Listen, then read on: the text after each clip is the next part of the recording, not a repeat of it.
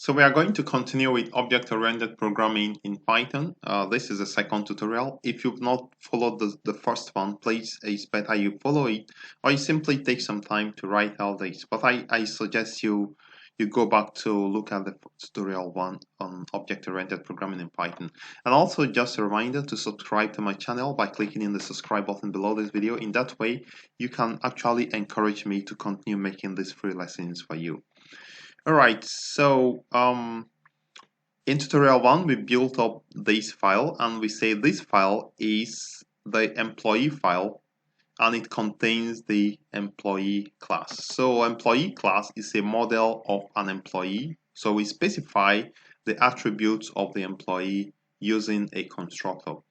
So we also mentioned that this is called the class attribute or the class or the class variable. So this is always there when a class is created. We have an employee count to be 0.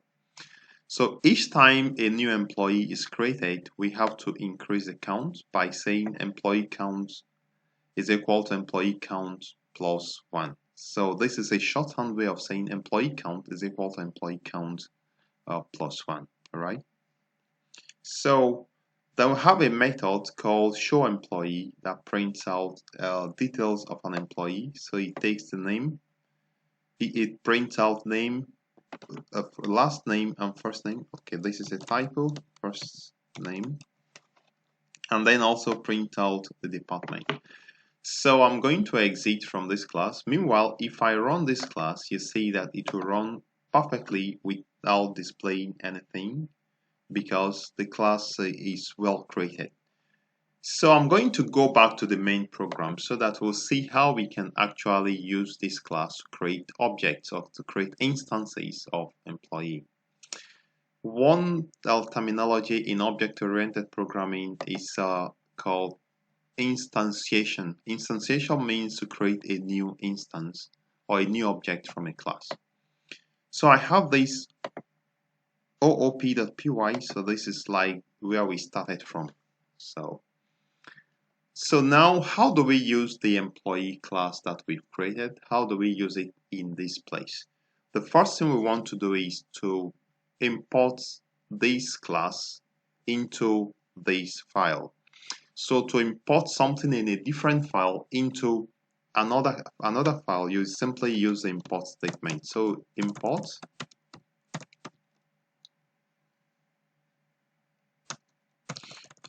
or we can start by saying from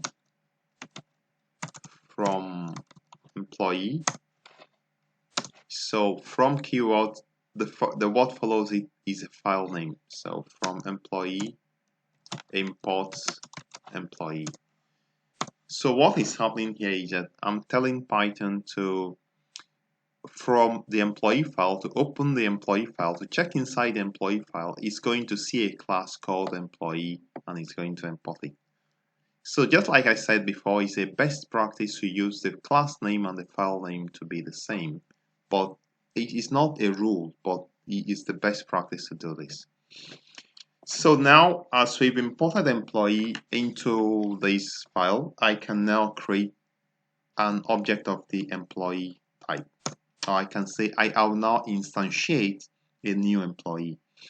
So to do that, I'll simply say, let's call it E1. Let's call it the first employee is E1 is equal to employee, and then I'm going to specify. So now you can see this pop-up is an IntelliSense telling me that it is expecting to get all these attributes of an employee. So let's say Kani. The first name, the last name, let's just use random names. And the next one is department. Let's just say IT department. And then the last one is phone number. My phone number, let's type something else there. And then let's enter salary. Let's say my salary, let's call it whatever currency that is. So let's just leave it this way. So now I have actually created a new employee object. So let me just go ahead to create a second one. Let me do a copy and paste. So now I've created 2 employees. So you can actually continue to create employee objects. There is a different person. Let's use something else here. She's in let's say accounting. Let's just say accounting, and then let's give a phone number, and then the salary is something else. Let's say 5,000, whatever, please. All right, so I've created 2 employees, and how do we use this employee? So what I'm going to do is to call a method of the employee class, and that method is show employee, if I'm not mistaken. So if I say show employee or e1 dot show employee, so let's see what is going to happen. Remember, show employee actually prints out the attributes of the employee. So e1 does show employee. I'm using the employee method defined in the employee object. So I'm going to right click and then run this and see what happens. All right. So it's telling me that there is an error.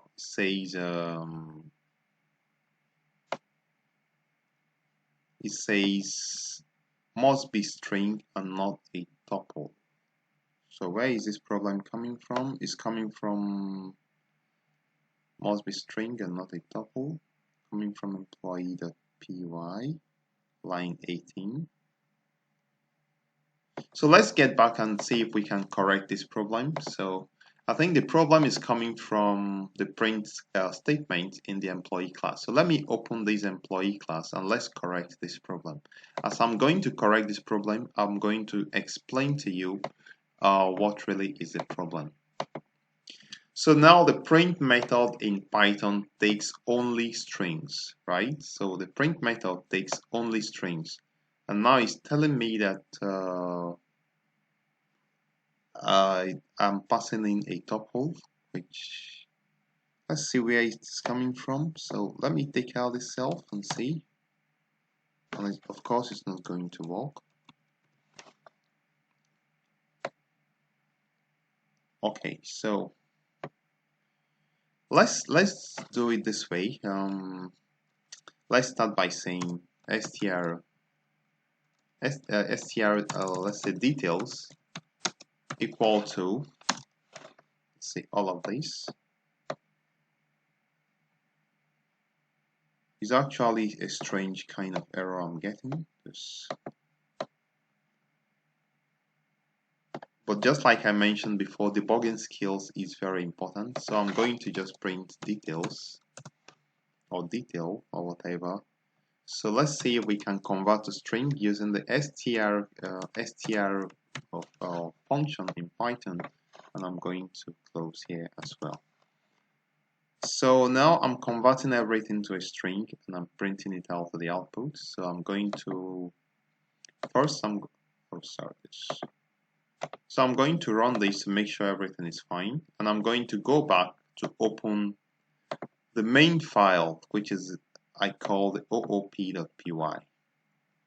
So I'm going to go ahead to run this file and let's see if it's going to work. So string name must be string and not a tuple. Okay, let's get back to try to debug this. So, okay, let me sort this out and then let's continue with it in the next tutorial. I'm going to sort this out now, and then in tutorial 3 we continue working with this. I'd like to thank you for viewing.